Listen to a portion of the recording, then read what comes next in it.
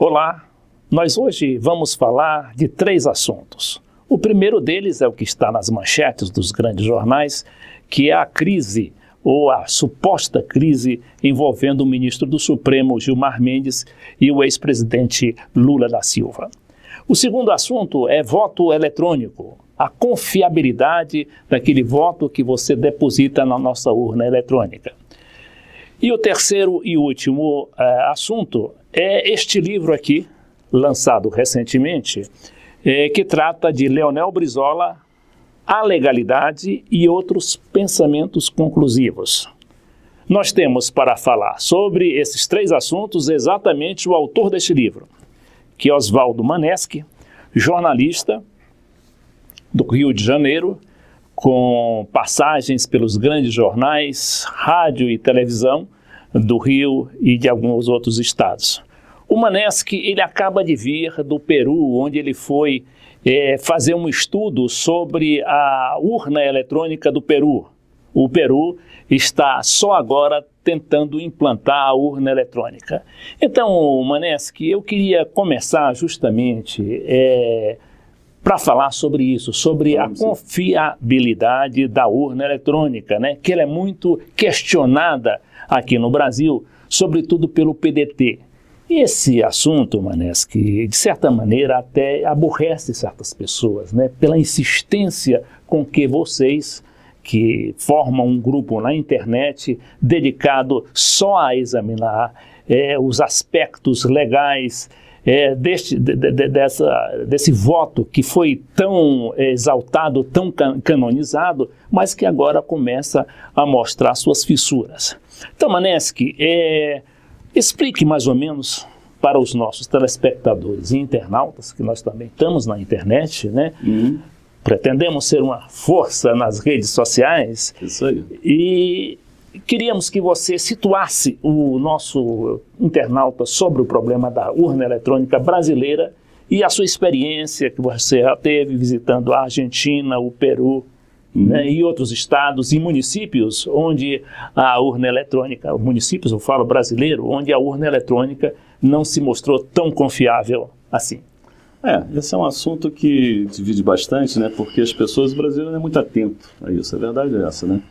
Quando se fala em voto eletrônico, a primeira imagem que vem na cabeça das pessoas é a seguinte: não, mas isso é muito bom, é uma coisa muito rápida, que agora, antigamente, a eleição era uma coisa que demorava muito, tinha muito roubo na mesa, naquele voto de papel, e hoje as coisas são clean, são muito rápidas e muito objetivas, e rapidinho se sabe quem é o ganhador. Bom, eu estou vendo realmente, como você falou, Leite Filho, eu quero agradecer a oportunidade de estar aqui no teu programa, aqui no Café com Política, aqui na TV Comunitária de Brasília, e também pela internet, né? Eu quero agradecer essa oportunidade de a gente poder esclarecer um pouco, falar um pouquinho mais sobre esse assunto. Bom, eu estou vendo um seminário que aconteceu lá no Peru, porque o Peru está discutindo agora a implantação do voto eletrônico lá. Então foi um seminário organizado pela Autoridade Eleitoral do Peru, uma coisa chapa branca, né?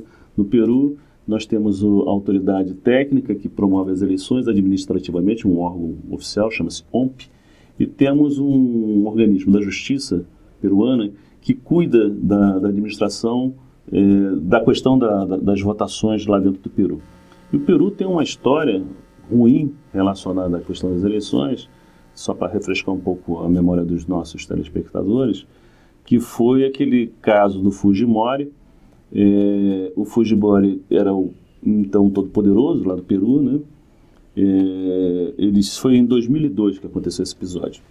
Houve uma eleição e logo no primeiro turno o candidato da oposição ficou em segundo lugar, do principal partido de oposição, ficou em segundo lugar.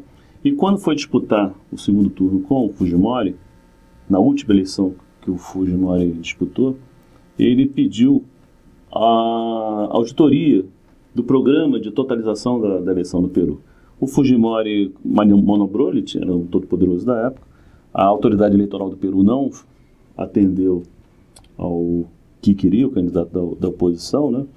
E ele, inclusive, não disputou esse segundo turno com o Fujimori porque a eleição era fraudada. Então, existe uma cultura lá, quer dizer, as pessoas sabem que a coisa é muito complicada. Mas foi um seminário interessante, eles agora estão implantando o voto eletrônico, então para eles é uma coisa muito importante que haja confiabilidade do sistema. Então eles convidaram autoridades de toda a América Latina, onde se usa urnas eletrônicas. Estavam lá autoridades eleitorais do México, da Argentina, do Paraguai, da Venezuela, do Uruguai e nós, brasileiros. Nós, críticos da urna eletrônica. É importante que se diga também que o nosso TSE, Tribunal Superior Eleitoral, foi convidado, mas ele não se fez representar nesse seminário, e eu até hoje, até sei por quê, Leide. Porque nós estávamos lá, nós fomos convidados, formalmente, oficialmente, e nós se refere, esse grupo que você falou. É o grupo da internet que trata do voto eletrônico. Voto eletrônico, qual é o mesmo endereço? www.votoseguro.org. É uma página de internet que existe desde 1998 que questiona a questão da confiabilidade do sistema de votação do Brasil. É uma página que foi criada por um engenheiro especializado em segurança de informática chamado Amilcar Brunazzo Filho, e em torno dessa página temos hoje muita gente, né, principalmente o pessoal da área acadêmica, da área da ciência da computação, de diversas universidades brasileiras. Tem o pessoal da Unicamp, da UNB, da UFRJ, da USP e de outras universidades do Brasil. Esse pessoal está muito ligado, esse pessoal da área de computação, porque eles sabem da fragilidade do nosso sistema eleitoral. Bom, então foi uma discussão lá no Peru, ampla, sobre esse assunto, e que ficou claro para todos que participaram do seminário, cada país falando das suas questões específicas. Nós temos problemas de confiabilidade, tivemos isso no México, lá quando foi implantado o voto eletrônico, o PRI era absoluto. Ganhava todas as eleições, aquelas coisas, daquela forma que a gente sabe como é que os caras fazem. Na Venezuela, por exemplo, a autoridade eleitoral da Venezuela estava narrando o fato de que, algum tempo atrás, até a oposição a Chávez recusou-se a disputar a eleição, dizendo que havia fraude, etc. e tal, e na época não era voto eletrônico, era voto comum. O voto eletrônico, vejam, na Venezuela, foi criado, institucionalizado, começou a funcionar como uma coisa para evitar a fraude que achavam que o Chávez ia promover. As urnas que se usam na Venezuela são urnas fabricadas nos Estados Unidos, é uma máquina de votar que o cara vota numa máquina e depois totaliza o resultado em outra máquina, quer dizer, materializa o voto do cidadão, imprime o voto do cara e uma segunda máquina totaliza esse voto. E pois o grande questionamento aqui no Brasil é que essas modalidades não existem. Parece que só tem totalização, e a totalização é uma coisa muito secreta, né? E que é só divulgada pela televisão e ninguém sabe o que está dentro da urna praticamente. A questão é o seguinte: o Brasil, importante que nossos telespectadores saibam, foi o primeiro país do mundo a informatizar de cima e embaixo o seu sistema eleitoral, de cabo a rabo. E o que aconteceu? Isso foi conduzido... Ou seja, com eleições municipais, eleições estaduais e eleições federais. Né? Nós aqui no Brasil não sabemos disso. Nós, de uma maneira geral, a população brasileira não está atenta a essas coisas, mas a informatização, o advento da urna eletrônica nas eleições brasileiras começou em 1986, com o recadastramento nacional de eleitores, que foi feito exatamente em cima de uma campanha cívica que foi a maior que esse país já assistiu, que foi a campanha das diretas. Em 1984, a população brasileira estava exigindo nas ruas que tivéssemos eleição direta para presidente da República, e isso foi negado pelo Congresso.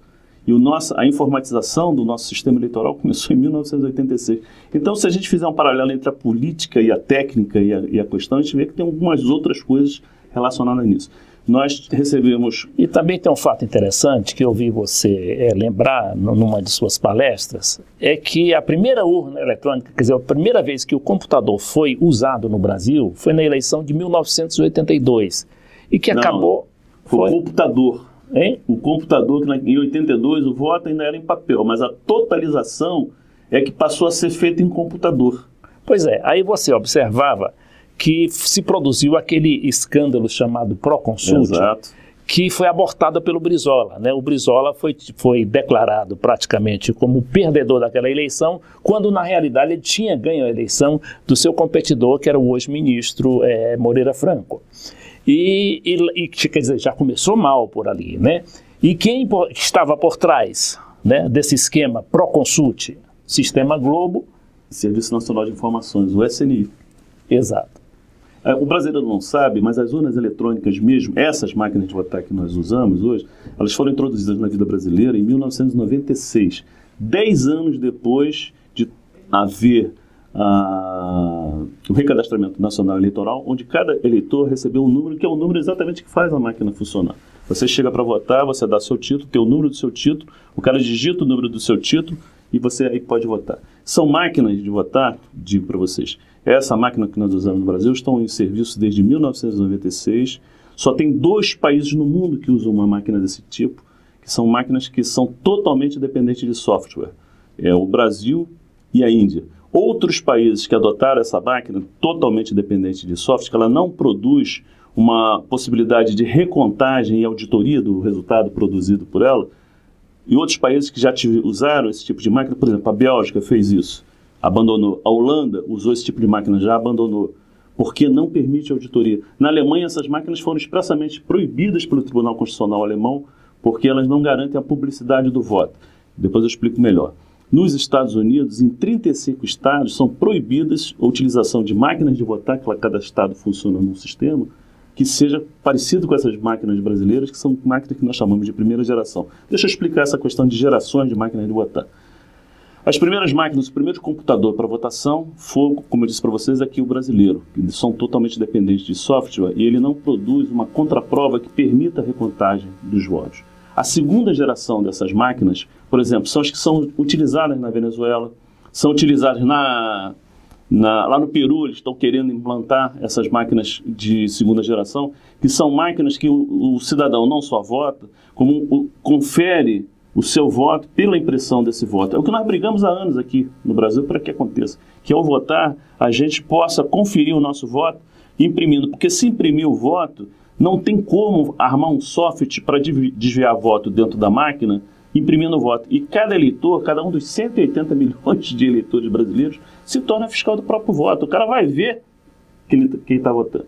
E hoje, esse sistema, inclusive, já é superado, e isso foi discutido lá nesse Congresso do Peru. Hoje existe um sistema mais aperfeiçoado ainda e melhor. E quem está usando esse sistema é a Argentina.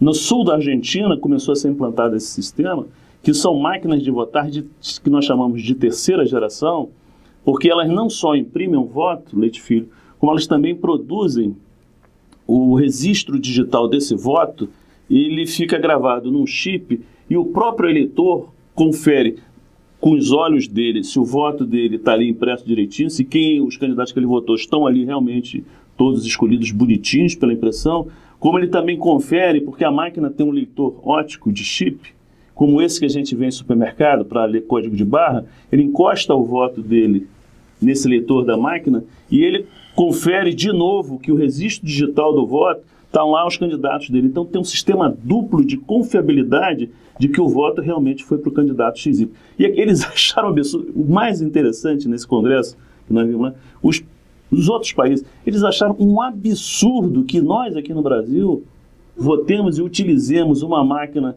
que não permite recontagem nem auditoria de resultado. Mas o que vocês estão fazendo no Brasil? Como é que vocês usam um sistema tão vulnerável dessa forma?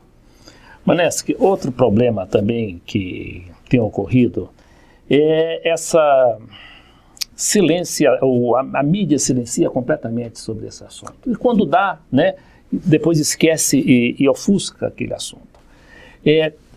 Recentemente, os professores da universidade, eles atacaram, né, o computador lá do TSE e comprovaram que a urna não tem... Não garante o sigilo do voto. Não garante o sigilo do voto. Né? E já tivemos outras situações em eleições municipais, né, que chamaram a atenção, inclusive vocês foram lá, e que foi comprovado a violação. O que vocês comprovaram, afinal? Vamos lá, vamos por etapa. Mas a gente vai ter daqui a pouco que encerrar, tá? Sim. A gente deixa para depois, porque temos o primeiro bloco, e no segundo bloco a gente vai também tentar esclarecer isso. Agora eu queria também fazer uma pergunta para você, quanto àquela eleição do Rio de Janeiro que foi anulada e depois houve uma nova eleição, só que os candidatos eleitos eram praticamente os mesmos, né? Eu não sei se você se recorda disso. Foi em 2000, se não me engano, isso. Eu lembro que foi praticamente, elegeram, né, o total da bancada, parece só uma ou duas pessoas aqui que não voltaram, né? Então nós pedimos licença aos telespectadores e voltamos daqui a pouco no segundo bloco.